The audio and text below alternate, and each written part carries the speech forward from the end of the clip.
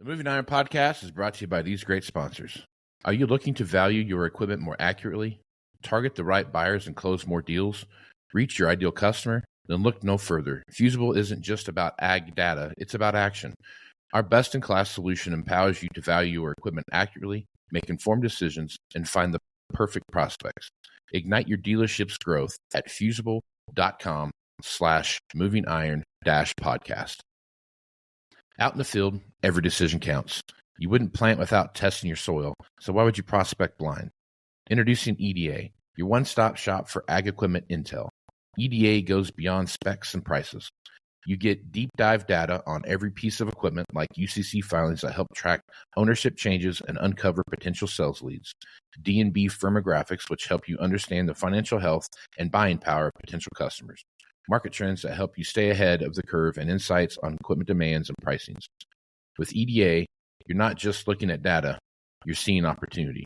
Find the right buyer, sell smarter, and build lasting relationships. Visit edadata.com for your free demo and unlock the power of knowledge. For over 80 years, Iron Solutions has been your go-to data source for ag dealers, lenders, and manufacturers. Get powerful appraisal and value forecasting tools that fuel profitable decisions anytime, anywhere. Get your free demo at ironsolutions.com. Iron Solutions, confidence in every click. Today, there are many ways to finance ag equipment, but nobody delivers simple, fast, or flexible financing like AgDirect. Learn more about your options to buy, lease, and refinance equipment at agdirect.com. Valley Transportation has been hauling ag and construction equipment across the country for the past 33 years. Call Parker at 800-657-4910 for all your trucking needs. At Valley Transportation, our goal is to help you reach yours. When you partner with Axon, you immediately gain access to a full range of products and solutions designed to meet the complex needs of today's grower. We carry all major brands and sizes of tires and wheels.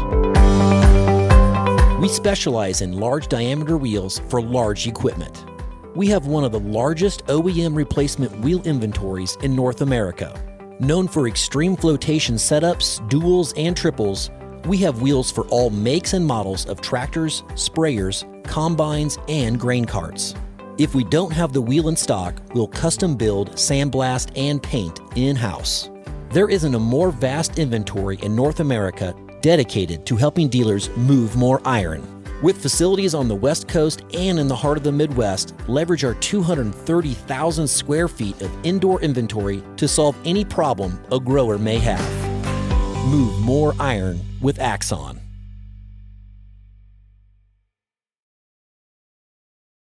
Moving iron in the 21st century. Hard-working people working hard for you and me. Moving iron time and time again. Through the years you'll find us here. Moving iron. Hello and welcome to the Moving Iron Podcast. I've got the crew back here from Axon Tire, and I'm glad to be back here. So real quick, as we get things started, Tim, why don't we start with you and introduce yourself, and we'll go around the table here. Okay, I'm Tim Berardi, the President and CEO of CFI Tire. Right on. Eric McPherson, founder and CEO of Dawson Tire. Right on. And I'm Stuart Berardi, management team leader at CFI. Okay. Right on. So the reason we're doing this is that you guys came together as one group under the Axon Tire Brand, and it's one of those opportunities, I think, that's going to be a good deal for not just customers, but employees too, as we go through that. And I think there's the first thing customers always ask when these kind of things happen, whether it's on the equipment side of the business or whether it's anything, doesn't matter what it is. What was, I guess Tim, will start with you. What was from a strategic standpoint, what was the thought process of merging these two brands together? Yeah, well, we've known each other for a long time, and we play in the same areas. Yep. And our synergies, our combined knowledge, and the product lines that we carry will be a huge benefit, we feel, going forward for our customers. So Eric, from your perspective, let's talk about that from a little bit from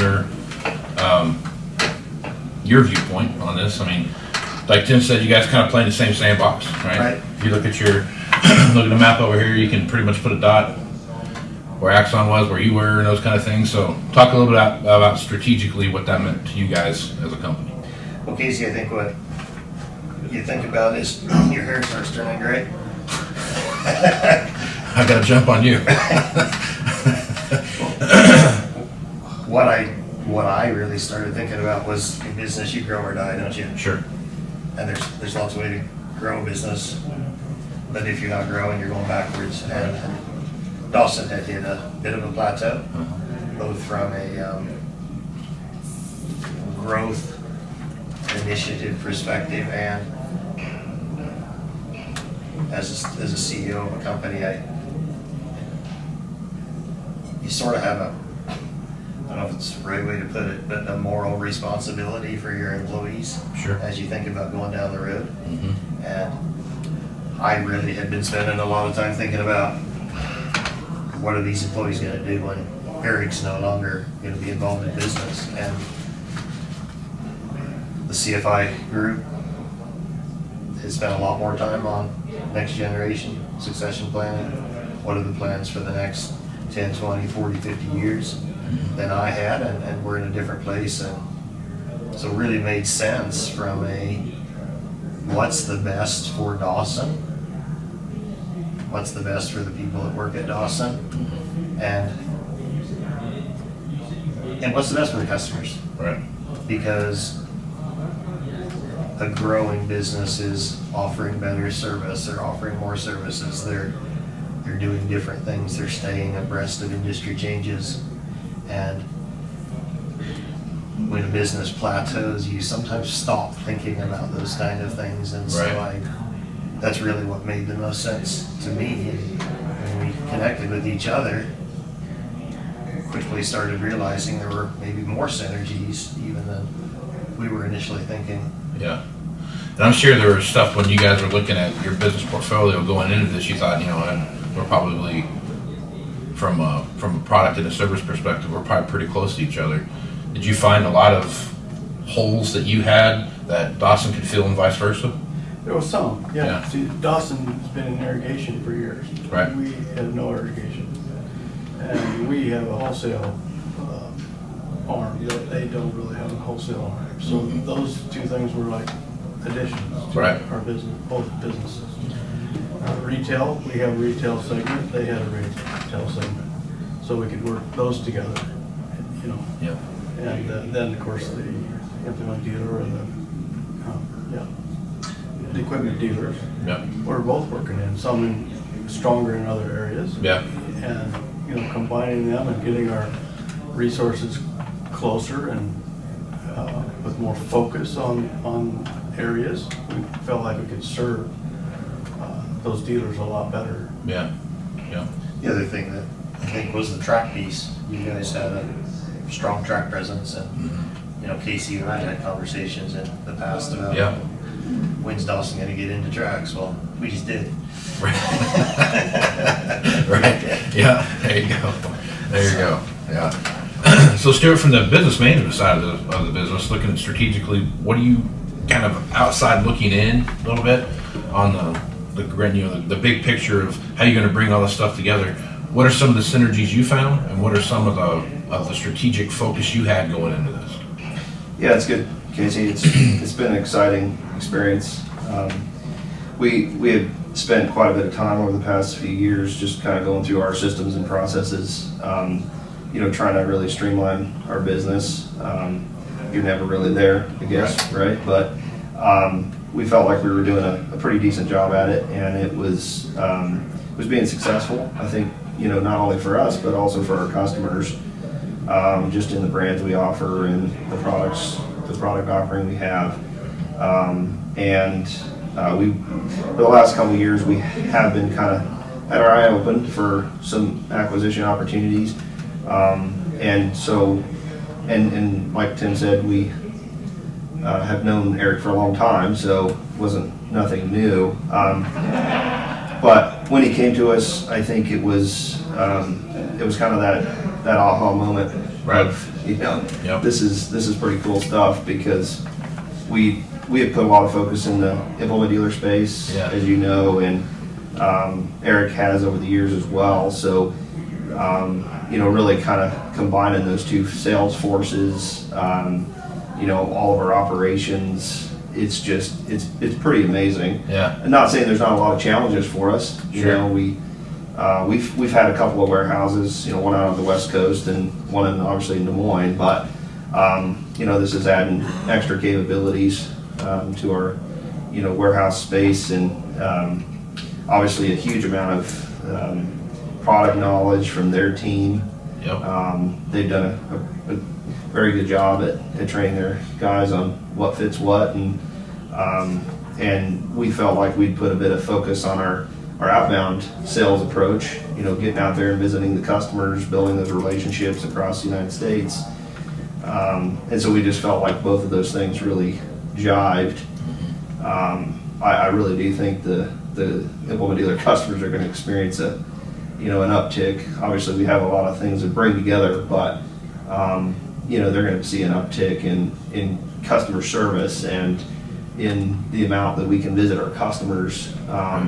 You know, we've doubled the number of territories that we have. Sure. And obviously that's a challenge with the sales team. Oh yeah.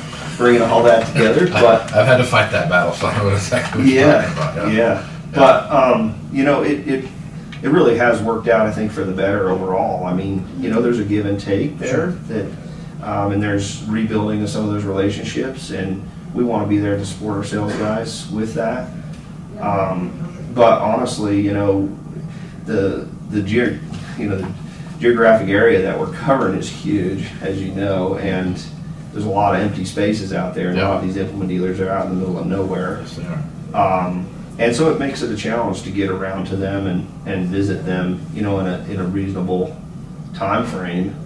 So I think this will help us in that front, because we've just, you know, got that reduced territory, number of states and that kind of thing that should really benefit our customers. And just getting down and understanding, I mean, doing what we're good at is understanding what the customer's needs are. Right. That's really, I think, where this thing has started from. It's what we're passionate about, is you know, just not trying to sell people, but just really trying to get down and understand what can we do to provide value, you know, not only to our implement dealer customer, but also to that end user. Yep. Finally, that's where it is, isn't it? So looking for that partnership. Yeah, absolutely. Yeah. Yep. It's good. So I've been around the both of you guys for a long time. I think my first Traeger grill was back in 2009, and I got for selling a certain amount of tires or whatever. I got a Traeger grill, so that was my first smoker I ever got. So that was it's been a fun journey watching you guys grow, and then where we're at now. I think this is going to be a good opportunity for a lot of folks. The thing about all this stuff too, whenever you take these together and you move multiple chess pieces off at the same time, you run into that cultural part of all this, right? So to me, it's one of the hardest things that you have to overcome when you're doing these, not just because, you know, you got new people or whatever, but it's, you know, how you handle that culture and move those things together. I guess, you know, Tim, as you were looking at this, what were some of the challenges that you've seen so far doing that, and then what are some of the things that you can say that were like-minded cultural pieces that you could say between Axon and Dawson as you move together? Well, that's an interesting question. As we look through our values, it was very, very similar to what was on paper, and that just seemed to be a great fit. You know, we're customer centric. You know, we want to be honest. We want to take care of the customer. We want to, as Stuart said, provide value. And I think both companies have that purpose. I think that was a big thing. as I said earlier, we also have known Eric for a long time. And, have visited about these things a bit, and it just seemed like it wasn't going to be a huge cultural shift. I mean, as we get into it, what one thing means to somebody, it could mean something just a little different to somebody else. So getting together and talking about these things and talking through these things, along with an element of trust between us, I think it's been a huge positive in trying to merge the cultures. Yeah. And that element of trust that you put in there is such a it's like the most minor ingredient, but it's the most important ingredient too, right? So from your perspective, Eric, talk a little bit about that merging of cultures a little bit. I think I'll probably just try to unpack that thought of trust a little bit, Casey, because we started conversations, significant amount of time ago, sat down and identified some synergies, identified how we could work together. And then there's always the legal side of putting this stuff together, which takes time, Yep. And what we decided to do, contrary to professional advice, was actually start putting the teams together before all the legal stuff was done. So, the transactional stuff happened at the end of the year, but I don't know, Stuart, when it was that we decided to put the sales team together, start a sales convention. This would have been months before closing, right. Air quotes, closing. Right. And I just think that shows a lot of trust. And, I was bringing it up to our, we both have to have legal counsel when you go through this kind of stuff. And they go, what? You can't do that. That's just not something you do in the world of business. And no, it's not something you do in the world of business, but it is something you do in the world of trust. Right. And that goes back to one of those Stephen Covey books, the speed of trust, how much faster things can happen when there is an element of trust there. Yep. That's you're exactly right. I mean, the idea of trust from any perspective of this, especially from a leadership perspective, it means a lot to your customers. It means a lot to your employees too. When you're looking at, hey, these two guys are obviously way ahead of where they should be right now, and there's a lot of good faith between these guys. So obviously there's something there that should show that all together we should be moving in a good direction. And Stuart, talk about that sales. I mean, I think that was a pretty amazing experience, and really I cascaded that thought of trust down through the groups that, hey, these people are committed to working together. Yeah, no, it's an important point. I mean, obviously, people are our biggest asset, but I think that what we've seen, I think we shared with our wider management team sort of in November-ish, and I think our sales team was getting together in sort of mid-December. And it was kind of an amazing experience just to watch as we had, obviously everybody getting together for the first time and meeting one another and shaking hands and whatever. But, there was a bit of hesitation at first, but it was amazing how quickly I think the comment was made that within sort of the first half a day, people were having conversations about their different territories and which customers they were dealing with, and just to see the camaraderie there, that was really encouraging to us. And I think it speaks to a lot of, the people in both companies really, and in this industry. I mean, I think this industry is a very trusting industry, and I think I've always just enjoyed working with the agricultural market, and I think it permeates our organization from that standpoint. We've had a lot of the way we recruit and whatnot. We're always looking for those people with a farming background, and that trust and that respect in our employees, and they really melded together very quickly. So it was really exciting to see that. All right, so one of the other things too that is a bit strange when you put these two things together is that there's always the unforeseen stuff that you plan for, you look at it, you try to figure out to the best of your ability to come up with, and there's always those few obstacles that pop up out of nowhere that are going to be a continued unforeseen issue that pops up. I know you guys have had some of those, Tim, so talk a little bit about some of those obstacles that you've come across that maybe you saw that could be a possible obstacle, or stuff that just come up out of nowhere that you were kind of a little bit. How'd you handle those as a team? Yeah, good.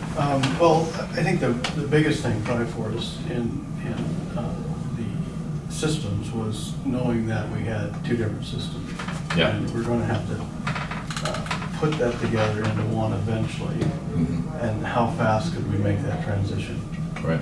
And our initial look at everything was that we wanted to get the Axon team together because that is a huge part of our business. And so I think we knew that was going to happen, and then the next thing was our whole purchasing section.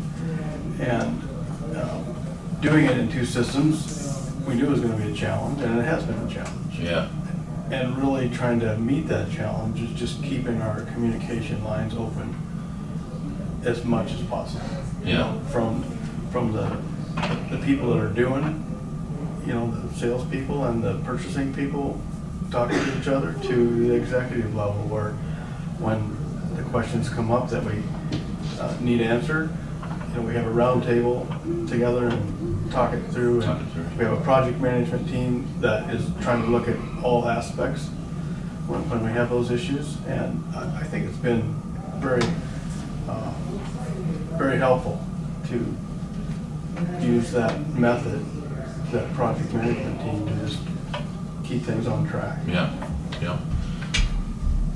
So Eric, when you're looking at that, what are some of the obstacles what were some of the obstacles that you saw that you thought might be an obstacle, and then what was your plan to overcome those obstacles as you I guess I'd echo what Tim said, that we were operating in two different business systems. And so identifying what areas needed to be put together, and then how to utilize what is still being used in Dawson, and how do you get the reports together and understand, the business has to keep running. So right. It has been a process and business system focus in the last 60 days, hasn't it? Yeah, absolutely. Yeah, go ahead. No, I was just going to say systems are such a huge thing, obviously these days, isn't it? It's just it's such a thing. Yeah. And what's just crazy, we had just gone through a whole ERP change, this last year, 2023. So we're kind of coming off of that and still dealing with things as we move forward there. But yeah, and then you're, Dawson had a good system as well, and so it's just trying to pick apart what's. Do we move a section of the business at a time, or do we pull out the stops and just move everything over? So there's been challenges, making sure that the sales teams see all the inventory in both companies, and making sure that our pricing is consistent. We want consistent pricing for our customers. And one of the things we did we decided to do immediately was bring our Axon, implement dealer teams together. Yeah. And we did bring those into our system, or into we use Business Central, so we brought them into the Business Central system. And I think that was the right move, initially, just to get that team working together, because we recognize that's one of our bigger segments of the business, and we wanted to make sure that those customers get taken care of. But there'll have to be continued conversations, and as we move to get our retail teams together and our irrigation teams working out of the same system, it's definitely going to be one of our goals as we move forward. But systems can bite you, and it's Sure and, you just I hate to say it, but it seems like about as much as you try to do your due diligence on it, and what's going to be the best way to approach it, just trying to manage through that change, and And yeah, there's just a lot of pieces to that puzzle, and then we're chasing down statements, making sure that they're getting them to our getting to the customer, and invoices, with changes to the logos and all that kind of fun stuff. So yeah, but we're working through them, and we got a good team of that's been another kind of huge thing too, as we're bringing these teams together. I don't think we understood how much more resource that we were going to have, in all the areas. Yeah. And that was one of the things we decided fairly early on, was that again, people's our biggest asset, and we're just trying to bring all those people together, and there's a lot of opportunities, and just understanding how much more that we can do, with this increased amount of resources is I would say that was probably something we kind of underestimated a little bit. So. Yeah, the resource side of it it's one of those things where you kind of think you know what you have until you dive into it, and then you really start seeing what those integral parts are. So I read an article when Bass Pro Shop and Cabela's merged together. They were pretty certain that they had pretty much the same customers, right? Everyone was kind of doing the same thing. And what they come to find out was that they only shared about 10% of the customers with each other. What kind of, so I'll start with you first on this. So as you kind of went through the customer list, those kind of things, did you see anything like that where there was, hey, we were calling on some customers that you weren't, but was there a big gap there between what that looked like? Yeah, that's interesting that you brought that up. I mean, it's so interesting, working with sales teams over the years, and hearing about all the competition, between the two, because we would have been competitors, direct competitors, and there was some of that. There's no doubt in my mind there, but when we actually started looking at the states individually and what where our combined sales were and whatnot, I don't know if I have that exact data there, down to 10%, but we were very shocked at how much we overlap there was there, in that sense that they were doing a lot of business that we weren't doing. Yeah.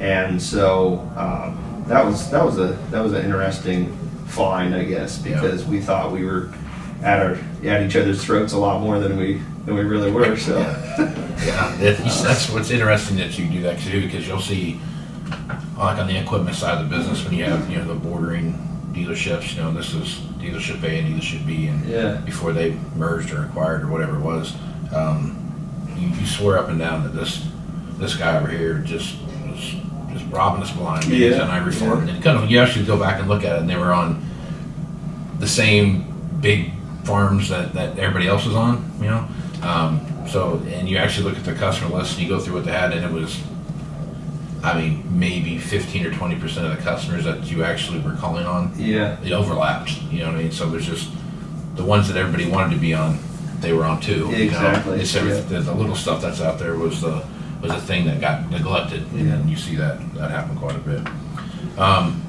So talk about that a little bit. So from your sales team perspective, so you've got how many sales guys do you have now? I think we'd be up to around I think we'd be close to 25. 25. Yeah. And that included inside and outside guys, because we kind of have that inside-outside approach. So when you had that, like, how many Axon guys were there, and how many Dawson guys were there? I think we were around 8 or 9. I'm thinking in the implement dealer world. Yeah, we would have been around that 7 or 8 on the outside, and I think we went to about 10 territories altogether. Okay. And then, like I said, we were able to backfill a lot of, we kind of have a one-on-one approach with inside-outside, so that each of the guys kind of has that backup. We found that really valuable, especially in kind of this industry that we're in. It's just, there's these wide spaces, going out there and driving, and it's hard to get back in touch with the customer when you're driving 3 hours to your next appointment. That's right.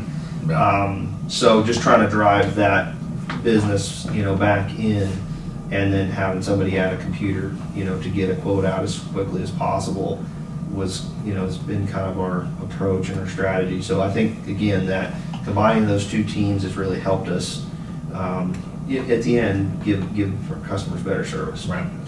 Yep. So as you're, Eric, I'll start with you on this one. As you look at the leadership and management structure and how that whole thing comes together, I guess, how has that changed? And how has that structure been, I guess, how do you put that structure out there for your customers and employees to see? Well, going back to what I alluded to earlier, Casey, that there was more structure in place in the CFI world. I think Dawson had more of still was in the entrepreneurial phase of business where we didn't have a structure built out. So what has definitely improved was, across the company, there's more bench strength in the administrative functions and sales management functions and finance management functions and marketing functions. So I think that's really what has changed. And I think one of the first major exercises that the leadership team worked on was the organizational structure and how do we put it together so that people aren't wondering Right. about what's next and where I fit. Right. And so still organizational structures are never, they're chessboards. Sure. Always. 100%. Yep. And they always move, but having an organizational structure that was rolled out to the entire company by end of January. Yep. And, here's where we're starting and here's the areas we focused on has been, I think it's been stabilizing to the people. Because being especially the acquired company, people fill in the blanks with the worst thing they can think of when they don't know. And so getting that out there that you added value in Dawson, you added value in CFI, and you're going to add value in these combined organizations was the clear message. And here's how we're putting it together. Has been a win. Yep. So Tim, as you're looking at this again, it kind of goes back to the whole cultural thing, how the chips fall, for lack of a better term. When you're looking at your organizational structure, what were some of the when you're looking at that, what did you see that needed to be added to that structure, and what did you see that needed to be maybe restructured differently than what you had it as, before you worked together or acquired? Well, I think the clear thing that came out of it on the Axon side was Roy Diener was our sales manager for Axon, and John Elder was the sales manager for Dawson. And as we talked about earlier, we decided to have more focus on inside sales and outside sales. So John took the outside sales position, and Roy took the inside sales position. So that filled a gap that both of us had, where the focus and it took, instead of having to have 10 or 20 reports, we only have to now have 5 to 8 reports, which are 10. Mm-hmm. So I think that gives them a whole lot more focus in, the 1-2 punch right. Sort of thing, right? So that was good. The other thing, we had spent a lot of effort in separating like our IT department, and so we immediately pulled, their IT people into our IT department, and same with HR. We have an HR department, and we took those off of the finance person who was right. responsible for them. So now we got some more focus on them, and because finance is such a big challenge, especially with an acquisition, they right. needed to put all the resources they could in getting us good finance reports for going forward. So I think that's been a positive move. Yeah. Kind of comes back to the resources that you talked about, right? Yeah. You have focused people focusing on just one group of cats they need to chase, and not all the cats that you chase, right? That makes a big difference. So you talked about your sales guys, right, and the restructuring there and what that looked like from a leadership kind of perspective. I like the idea that you have this kind of backup on the inside salesperson versus the outside salesperson. You know what you're doing. 'Cause, you know, I've been a part of both those organizations where they have here's your territory, go knock it out, and you look at the map and some of the territories that you had were not like a part of a state, but like a region, you know, like the southeast or the northeast or you know, type of thing where you had a huge amount of territory to cover, and a huge amount of customers that you needed to go run down. Talk a little bit about that structure, how you develop that structure, and then how are you using that to benefit your sales guys and your customers as well? Yeah. Well, I guess we've been kind of going toward that approach, you know, before this whole acquisition of Dawson. But we just, like I said before, we really did identify that it's just really difficult. I mean, these guys can, you know, they can pull over and try to whip together a quote, but it's been so much more beneficial. And on the flip side, you know, you really kind of have two different types of people when you get down to it, right? Like, you know, the outside guy predominantly is all about, you know, he wants to chit chat and build relationships with customers, and that's very, very valuable. And we want those people focused in that area, you know, not trying to build quotes and you know, and I know it's not as technical as some aspects or some businesses, but there is actually quite a bit to putting together a tire and wheel package and knowing what it fits on. And you know, I think probably the challenge there is how many different fitments there can be. Right. And you know, that's the space that we fit in. Is, you know, John Deere, Case IH, or Fenn is only going to offer so many options to that implement dealer or to the end user on any given machine. And whether that be a brand or whether that be a size, you know, those are all things that come into play here. And really that's where we fit is, you know, we're there. If you say that, you know, those guys are going to come up with, you know, the 20% of the options that are 80% of the business, right? You know, we feel like we're that other 20%, right? And we're just out there to help that implement dealer salesperson, you know, pull a deal across the line and really optimize whatever vehicle they're trying to put out there in the field. Yeah. And I think we've proven a huge amount of benefit there to that. So there's that technical side, I guess, that was kind of so challenging to, I mean, if you think about just personality fits, right, with an outside guy, you know, wanting to get out there and talk and not get down into the details. Right. You know, not saying our guys can't, some of them can, but you know, they probably have a lot more broad-minded knowledge of, hey, in this territory, you know, we're growing this kind of crop and you know, is this kind of soil and whatnot. But whereas that inside guy is you know, got all the data at his fingertips of, you know, this is what the load carrying capacity is on this tire and wheel, and you know, this is what we're going to need to do with this machine, and here's where we have the inventory, and you know, here's the best recommendation that we can make. So and that's you see that a lot in industry in general.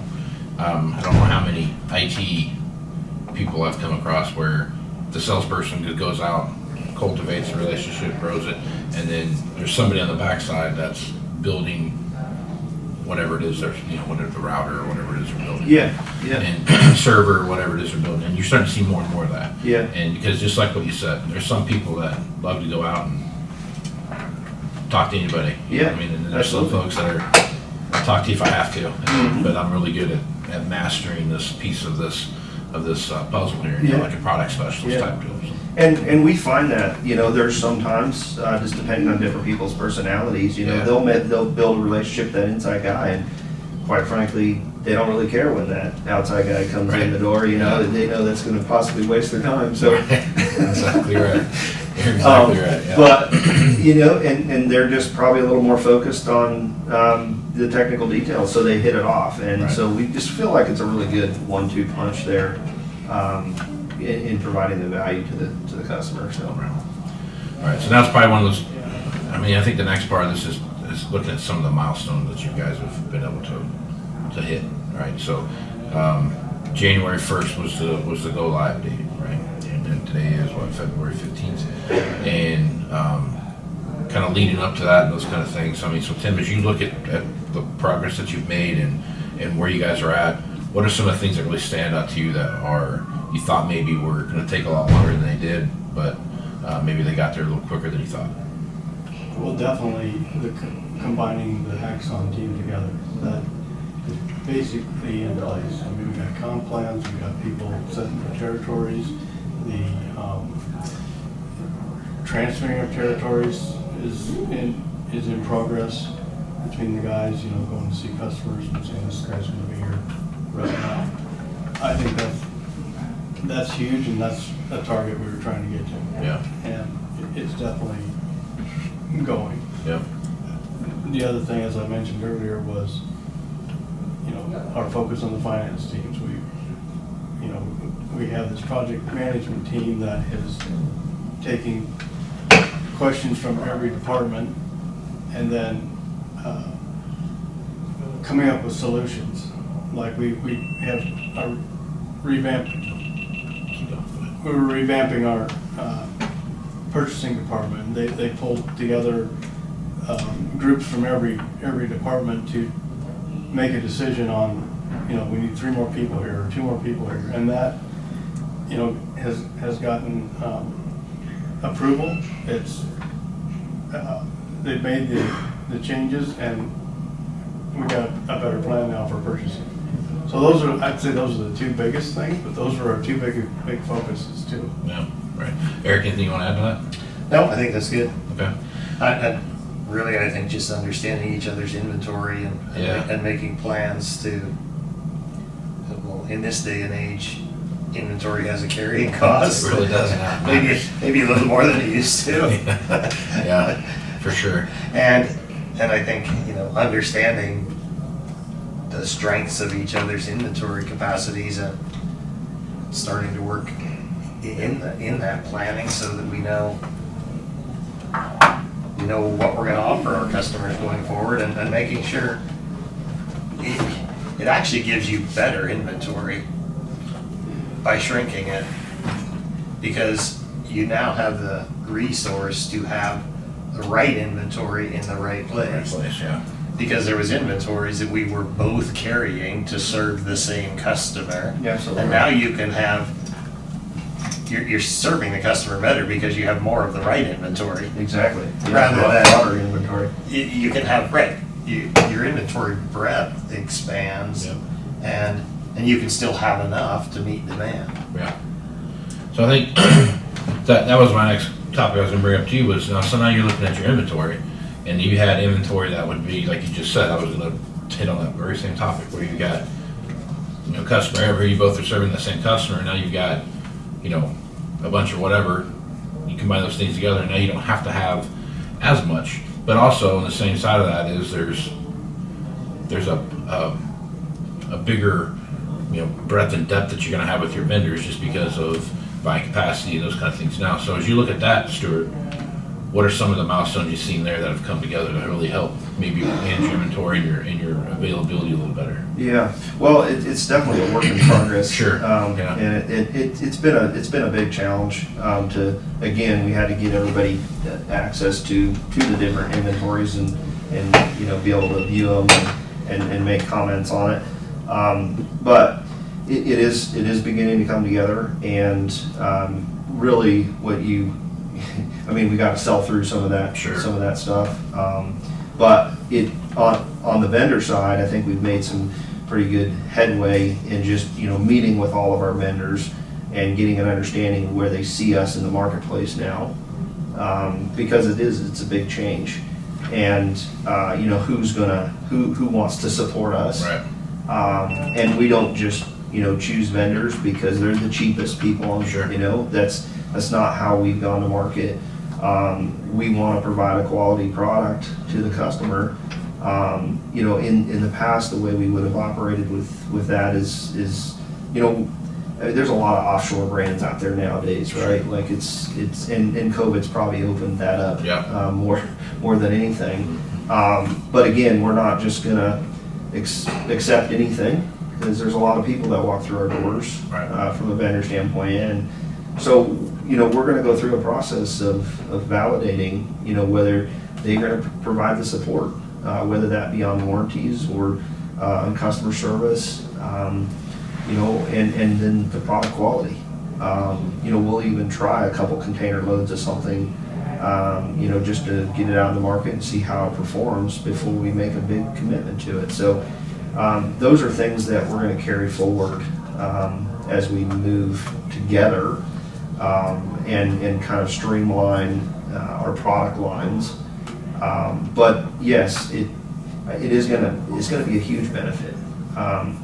Obviously, one of our things that we've been trying to do as much as possible is keep all of our products under roof. And tires don't disintegrate overnight, but over time, obviously out in the sun and whatnot, they start to get some rot on them, and wheels get faded and things like that. So I think that's what we'll be committed to as we move forward, is having, especially that new inventory under roof, and providing the best quality product that we can to our customers, so that they can be confident that what they're selling out there is going to do the job and do it right. Right. So. All right. So now you got your warehouses. You got your place in Gothenburg here that Dawson had. You had Axon had a place, or has a place out in California, plus your place in Des Moines. Right. As you look at those warehouse options, obviously now you have a broader expanded warehouses.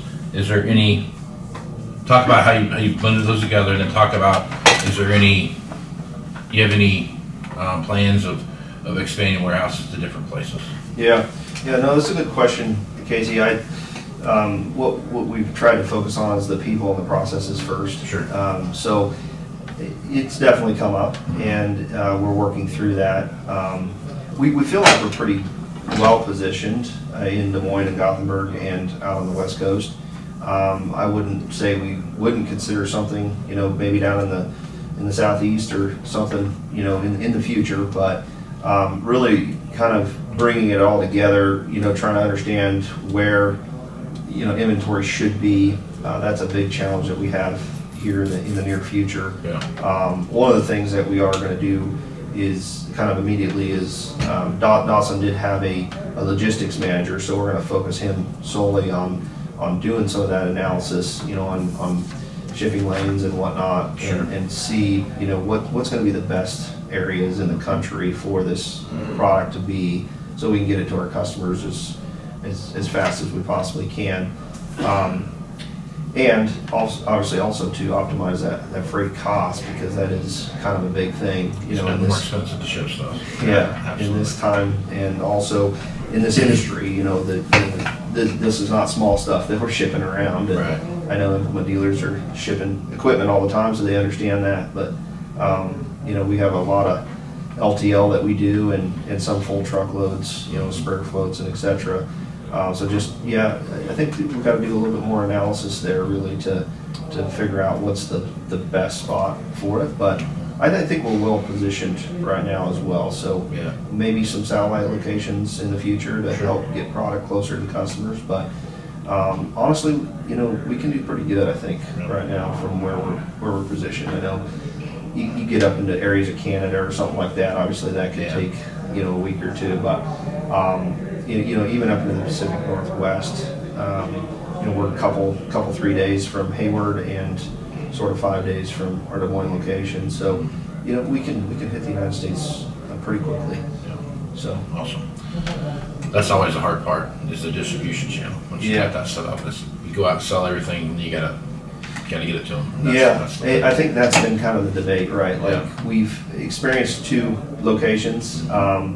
Out in Hayward, obviously, there's a lot of different products out there, so it probably hasn't conflicted as much, between this, I'm going to call it the Midwest, but the more row crop type products here in the Midwest. There's So, and it does present a challenge when you have two distribution points, right? Like Right. distribution centers is what I should call it. So making sure that the products are there, and then how does the forecasting follow along with that? So that is an area that we want to focus on in the near future here is forecasting with our customers. And again, I mean, it'll only help provide them with better product availability. I know sometimes that's a lengthy process, right? And Yep. trying to understand with the customer, what are they going to be selling this year? Is it 10 8Rs or or how many 7 series or how many combines and how many of those are going to just be using factory options, or how many of those are going to need a different tire and wheel configuration? So that's a big challenge for us, but it is an area that we want to focus on because we do think that'll help, obviously help control our inventories, but also help provide the right products at the right time. So Absolutely. All right, lastly, I think the best thing to close this up with is to kind of take a look at the future, right? And I think the long-term effects of the future is, from a leadership perspective, is talent acquisition, and it's talent retention, obviously. And then, as you look 1 year down the road, 2, 4, 5 years down the road, kind of what are some of the things that you could kind of people could expect to see? So Tim, let's start with the talent acquisition and talent retention side of that. What are some of the things you're putting in place that are maybe like building your bench strength, kind of looking at that? Who's that next leader to come take over a position within the company? How are you looking at that, and how are you moving forward with that? Yeah, well, that's good. We've been working at a succession plan for a few years now, and we are a family company. I don't know that we're beyond the family's ability at this point to continue to grow and lead it. We may come to that point. I'm not sure. We will have to work through that. But, I think we're in a pretty good position with the talent that we have. And adding Dawson has provided us another level of talent that we can utilize. So just working through that, I think, like I said, we'll be looking for additional pieces, maybe in marketing. Yeah. Even, you get into safety. Right. Well, Oh, yeah. you get a bigger company, and now you got to be sure you're working in safety. Yeah. So there's those kind of things I think that we'll be putting more attention to. A legal department. Maybe Yeah. when you get bigger, and those kind of things are support, right? But at the same time, I think they become necessary as you Sure. get bigger. Absolutely. Eric, as you look at this, what are some of the ideas that you're looking at to say, hey, this is how we're going to build that bench strength, and this is what we're going to do for that next generation of the company? I think Tim touched on that pretty well. Yeah. It's identifying, as a company grows, opportunities grow, don't they? Yep. If you're in a small company, I think we've all experienced in small companies where people outgrow the company. Right. And so as you get in this size, you do provide more career paths, career opportunities for people. So really think that's a positive piece of this. Yeah. These two companies coming together Sure. so that there are career paths for people that they can retire at. Yeah. Yep. And that's the one thing about, anytime the company grows and what you're doing, it always has that, there's positions that pop up that you didn't know you needed until you start going down that path and you start looking at, let good people do what they're good at type of thing. And I think that's, you start seeing more and more of that pop up. So. For instance, and I'll just, something positive that CFI had was an engineering department, to build wheels, to design wheels. Well, Dawson didn't have that. And we would have had people that would have had, engineering backgrounds or engineering capabilities, but you don't have a place for them. Sure. Well, now you do. Yeah. And I really think that's just a positive piece of, as I said at the beginning, you grow or die. Right. And this is an important part of the growth, is growth for the people. Yeah. Yep. I think you're exactly right. Exactly right. All right, let's talk a little bit about the future here. We're going to get all three of your opinions as we look at this. So Tim, give me a snapshot in your mind. 2 years from now and 5 years from now, what am I going to be seeing? What we'd like to be is the trusted advisor to the implement dealers across the nation. Right. Whether we won't be there in 2 years, but hopefully we can say we're going to be a lot closer in 5 years. Yep. We want to be the go-to person for solutions for the ag industry.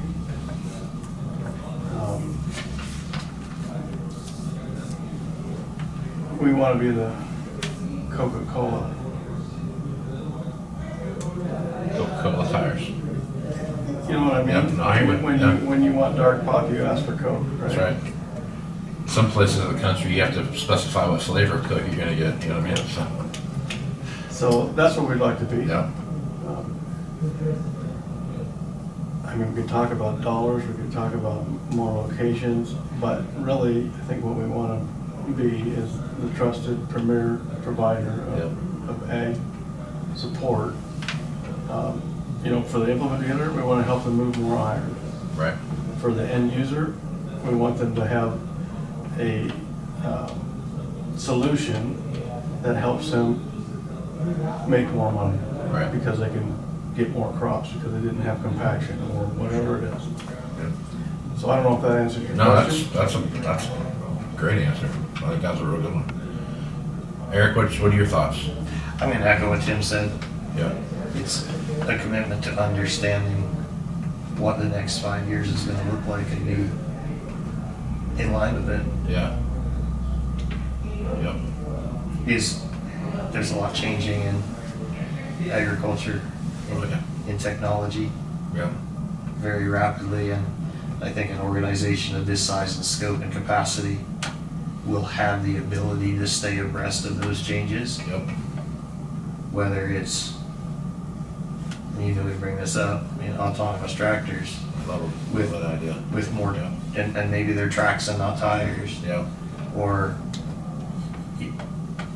maybe there will be special tire and wheel combinations that need to be sourced for equipment that we don't even know is coming. Right.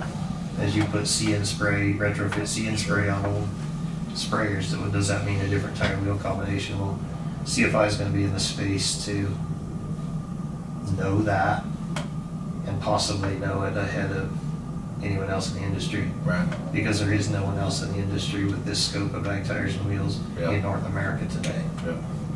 Yeah, and I think that's the unique function as we look at things are coming down to, by the way, not just the way the equipment is, but also just how the consumer base is looking at agriculture too, right? With more and more carbon sequestration, carbon credits, and all those kind of things, and how does that affect the equipment? What does that look like, and how do all those things play out? When I was just, the tagline you hear all the time, the future's here type of thing, and I think they're probably right. I mean, if you look at where we're at, you just got to get the lawyers to say it's okay to have no one in the cab to drive the tractor around, and we can start doing that. You know what I mean? So I think there's a lot of things coming our way that are going to be like you said. To your point, you've got to have someone that understands what that business looks like. So Stuart, as you look at your 2 years, 5 years down the road type of thing, as you're looking out there in the future, what do you see for Axon Tire? Yeah, it's an interesting question, Casey. I definitely agree with the trusted advisor comment that was made, but I see continued building of partnerships with these implement dealers and staying in touch with the market. Yeah. And I do believe there's some big changes coming in the industry. Not that we all know what those are going to look like yet, but that would be, I think, the challenge for us is to continue to stay abreast of those. We want to be at the forefront of the ag tire and wheel market is where we position ourselves, and I think it's what we're good at. And so I think that's where you'll continue to see us. Right. And I honestly think that the company can double in size, and the capacity to serve those customers. We know ag isn't going away. We all need food, and there's more people in the world, so we're going to continue to support that in every way, shape, or form we possibly can. So awesome. Well, guys, I really enjoyed this. Thanks for sitting down and doing this. I think the easiest way to kind of end this up would be, Tim, I think you've got a great team around you, and I've known Eric for a long time, and you've got a good quality group of people here that are gonna to do a lot of really good things, and I'm looking forward to see how this grows and what this turns into. So my hat is off to you for just silly it on though, but my hat's off to you guys for what you've done here. So congratulations, and I look forward to working with you guys in the coming year here. Good, thank you, Casey. Thanks, Casey. Appreciate it, guys. Thank you very much, Casey. The Iron Podcast is brought to you by these great sponsors. Are you looking to value your equipment more accurately, target the right buyers and close more deals, reach your ideal customer? Then look no further. Fusable isn't just about ag data, it's about action. Our best-in-class solution empowers you to value your equipment accurately, make informed decisions, and find the perfect prospects. Ignite your dealership's growth at fusable.com/movingiron-podcast. Out in the field, every decision counts. You wouldn't plant without testing your soil, so why would you prospect blind? Introducing EDA, your one-stop shop for ag equipment intel. EDA goes beyond specs and prices. You get deep dive data on every piece of equipment like UCC filings that help track ownership changes and uncover potential sales leads. D&B firmographics, which help you understand the financial health and buying power of potential customers. Market trends that help you stay ahead of the curve, and insights on equipment demands and pricings. With EDA, you're not just looking at data, you're seeing opportunity. Find the right buyer, sell smarter, and build lasting relationships. Visit edadata.com for your free demo and unlock the power of knowledge. For over 80 years, Iron Solutions has been your go-to data source for ag dealers, lenders, and manufacturers. Get powerful appraisal and value forecasting tools that fuel profitable decisions anytime, anywhere. Get your free demo at ironsolutions.com. Iron Solutions, confidence in every click. Today, there are many ways to finance ag equipment, but nobody delivers simple, fast, or flexible financing like AgDirect. Learn more about your options to buy, lease, and refinance equipment at agdirect.com. Valley Transportation has been hauling ag and construction equipment across the country for the past 33 years. Call Parker at 800-657-4910 for all your trucking needs. At Valley Transportation, our goal is to help you reach yours. This podcast is proudly provided by Axon, helping dealers move more iron for the past 100 years. Find out more at axontire.com. Move more iron with Axon. Moving iron in the 21st century.